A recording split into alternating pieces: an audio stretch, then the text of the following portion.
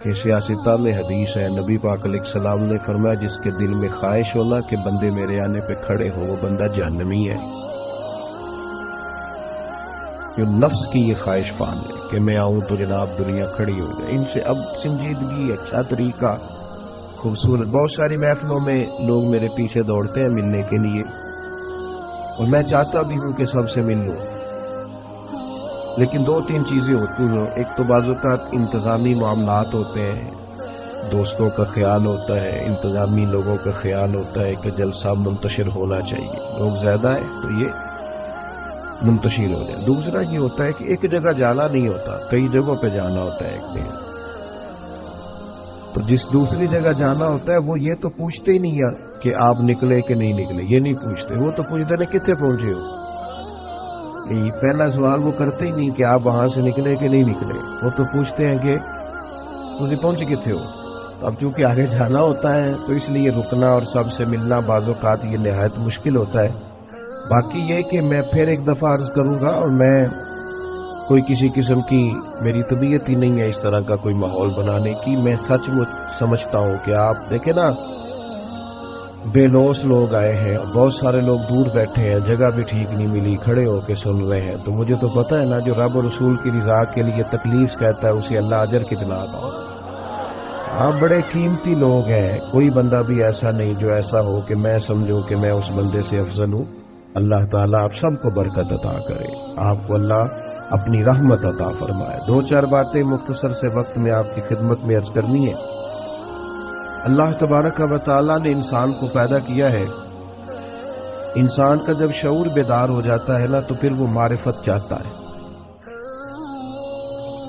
جب تک چیزوں کی معرفت اسے حاصل نہیں ہوتی اور سب سے بڑھ کر اپنی معرفت حاصل نہیں ہوتی وہ بے چین رہتا ہے۔ آپ کوئی بھی کام کر رہے ہوں، کہیں بھی آپ نکلے ہوئے ہوں تو آپ چاہتے ہیں مقصد زندگی کا پتہ چلے، ہم کیوں کر رہے ہیں۔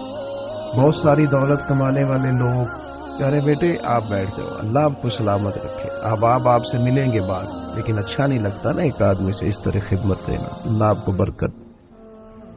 میرے بھائی، انسان کو جب تک معرفت نہیں نہ حاصل ہوتی کہ یار یہ جو ہم زندگی گزار رہے ہیں، یہ جو ہم دنیا میں انسان آتا ہے، وقت گزارتا ہے، چلا جاتا ہے، کیا مقصد، جب تک وہ اس سے آشنا نہیں ہوتا پھر وہ تلاش کرتا ہے، ڈھونڈتا ہے کہ مجھے بنانے والا کون ہے، رزق دینے والا کون ہے، عطا کرنے والا کون ہے، میرے شعور کو بلند کرنے والا کون ہے، وہ کون ذات ہے جس کے حکم سے میں واپس لوٹ جاؤں گا، وہ ڈھونڈتا ہے، تلاش کرتا ہے۔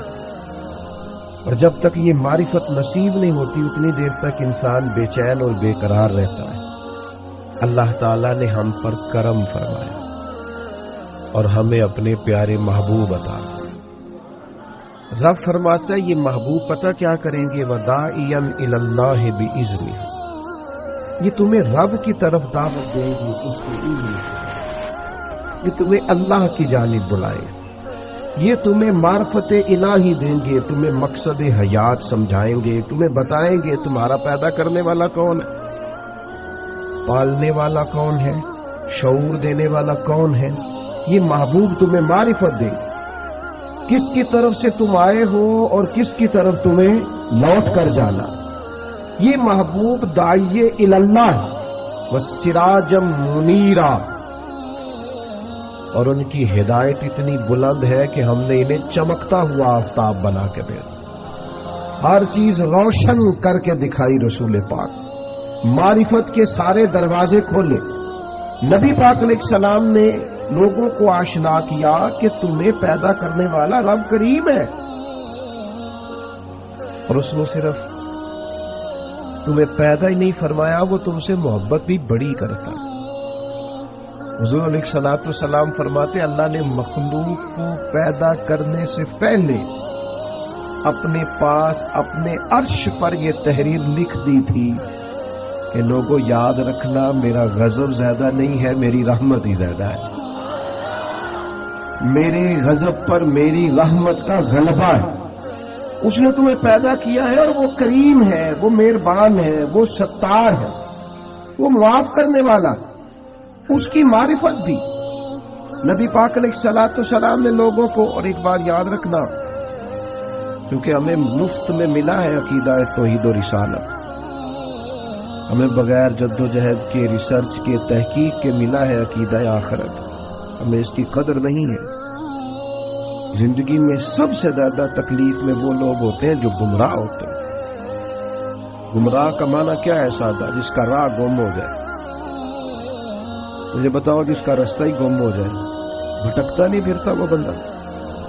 جو دنیا میں گمراہ لوگ ہیں، گمراہ، اور ایسا نہیں کہ وہ لوگ غریب ہیں یا ان پڑھ ہیں، اب دنیا میں گھومے، پی ایچ ڈی بندہ، دنیاوی طور پر بہت بڑی ڈگری، مالدار، کئی ملکوں میں بزنس، لیکن شام کو پوجا کس کی کرتا ہے؟ معاذ اللہ بت کی، پتھر کی۔ کھڑا کس کے سامنے ہوتا ہے؟ پتھر کے۔ خدا کا شکر ادا کریں، ہمیں خود سے کوشش کر کے ہدایت ڈھونڈنی پڑتی تو بڑی مشکل تھی، رب نے فضل کیا ہے، مدینے والے محبوب کی امت میں پیدا فرما دیا۔ یہ جو رستہ واضح نظر آیا ہے، کھلا ہوا نظر آیا ہے، ہدایت کے مینارے نظر آئے ہیں، یہ بہت بڑا احسان ہے اللہ تعالیٰ کا۔ رسول پاک علیہ الصلوۃ والسلام نے جو ہمیں نماز کا، سجدے کا، روزے کا، صدقات کا، اللہ کی طرف اسے راضی کرنے کے لیے کسی بھی عمل کا جو حضور نے سبق پڑھایا، تو یہ ہمارے لیے رستہ آسان ہو گیا، آسان۔ نبی پاک علیہ الصلوۃ والسلام نے دلوں کی کھیتی کو آباد کر دی، آنکھوں میں جو گمراہی کے پردے آنے والے تھے وہ ہٹا دیے سارے۔ ہمیں بتایا کہ ہمیں پیدا کرنے والا خالق و مالک ہے، ہمیں محبوب نے آزاد کر دیا، آزاد کر دیا دنیا داروں کے، سیٹھوں نوابوں کے بکھیڑوں سے، آزاد کیا سیاستدانوں کے چنگل سے۔ حضور نے ہمیں بتایا کہ تمہیں رزق بھی وہی دے گا، عزت بھی وہی دے گا، تمہیں عروج بھی وہی دے گا۔ اگر کہیں کمزور پڑو گے تو اللہ کی حکمت کا تقاضا ہوگا۔ آزاد کر دیا، آزاد ہو گئے لوگ۔ حضرت عبداللہ ابن عباس رضی اللہ تعالیٰ عنہ فرماتے ہیں، میرے نبی پاک علیہ الصلوۃ والسلام نے نا مجھے فرمایا تھا، اور نوجوان دوست جتنے یہاں بیٹھے ہیں نا، ان سے میں گزارش کروں گا اس حدیث کو رٹا لگا کے یاد کر لیں، رٹا، اور اس کو 2 دفعہ 3 دفعہ دن میں ضرور دہرائے، یہ آپ کو طاقتور کرے گی۔ آپ کو کبھی امیر رشتہ دار دیکھ کر پریشانی نہیں ہوگی، آپ کبھی ظالم کو دیکھ کے پریشان نہیں ہوں گے، آپ کو کبھی مالداروں کو دیکھ کے ڈپریشن اور انزائٹی نہیں ہوگا، آپ کو کبھی کسی سیاستدان کی پجاروں کے پیچھے نہیں بھاگنا پڑے گا، آپ کبھی کسی مالدار آدمی کی چاپلوسی نہیں کریں گے۔ آپ یہ رٹا لگا کے یاد کر لیں۔ نبی پاک علیہ السلام نے فرمایا، اے عبداللہ ابن عباس، اے میرے بیٹے، حضور فرمانے لگے، سارے دنیا دار مل کے بھی تیرا کچھ سوارنا چاہیں، سوار نہیں سکتے جب تک رب نہ چاہے۔ یہ یاد کر لیں آپ۔ اور حضور فرمانے لگے، سارے دنیا دار مل کے تیرا کچھ بگاڑ نہیں سکتے جب تک اللہ کی حکمت۔ تو کیوں ڈرے دنیا داروں سے؟ کیوں پریشان ہو سیاستدانوں سے؟ کیوں ہم ادھر ادھر بھاگیں؟ کیوں کمزور پڑیں؟ کیوں کچی باتیں کریں؟ جب رزق اللہ دے گا، عزت اللہ دے گا، رسول پاک نے اس کی معرفت دکھائی ہے، پھر کمزور پڑنا، کچے پڑنا۔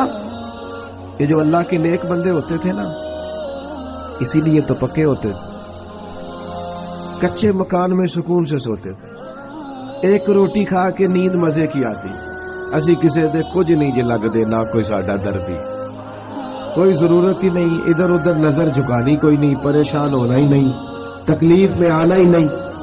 ہارون رشید حج کر کے آ رہا تھا، بادشاہ تھا نا، تو یہ بڑا مزہ آتا ہے بعض لوگوں کو نا، لوگ نعرے شارے لگائیں، گاڑی کے آگے پیچھے بھاگے، یہ وزیروں کو نہیں، یہ پیروں کو بھی بڑا مزہ آتا ہے۔ اوہ اوہ اوہ